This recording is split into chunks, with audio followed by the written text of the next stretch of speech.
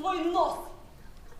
Так мы уже познакомились. На сцене Русского театра проходят последние репетиции нового спектакля «Боинг, Боинг» по одноименной пьесе драматурга Марка Камалетти. Комедия, впервые поставленная более 60 лет назад, с самого дня своей премьеры смешит полные залы в Париже, а в остальных странах слывет самой популярной французской пьесой. Произведение Марка Камалетти «Боинг, Боинг» с удовольствием ставят как в России, так и за рубежом. Оно даже вошло в книгу рекордов Гиннесса, как самая часто исполняемая в мире французская пьеса. Совсем скоро ее увидят и якутские зрители. Специально для работы над премьерной постановкой в Якутск прибыл режиссер-постановщик Борис Ярыш. Зрителю он уже известен по спектаклю «Безумный день» или «Женитьба Фигаро». Борис Владимирович Ярыш – это как раз вот та плеяда тех режиссеров-постановщиков, которые ставят в традиционной школе русского театра.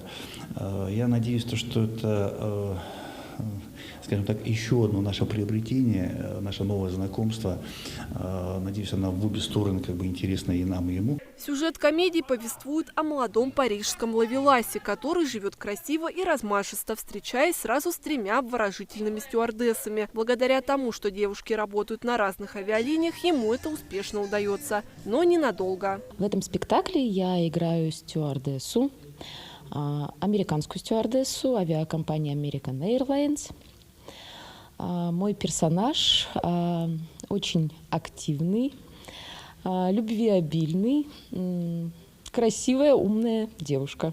Между делом он поучает основам красивой жизни своего непутевого приятеля Робера. Вместе оба друга попадают в настоящую феерию неудобных ситуаций и тонкого юмора. Артисту Степану Федоренко эта роль напомнила его собственную жизнь. Моего персонажа зовут Робер Кастен. Он приехал из маленького городка, из провинции в столицу в поисках любви.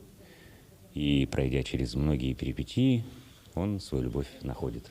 Конечно, я также когда-то приехал из провинции и за своей любовью также нашел ее.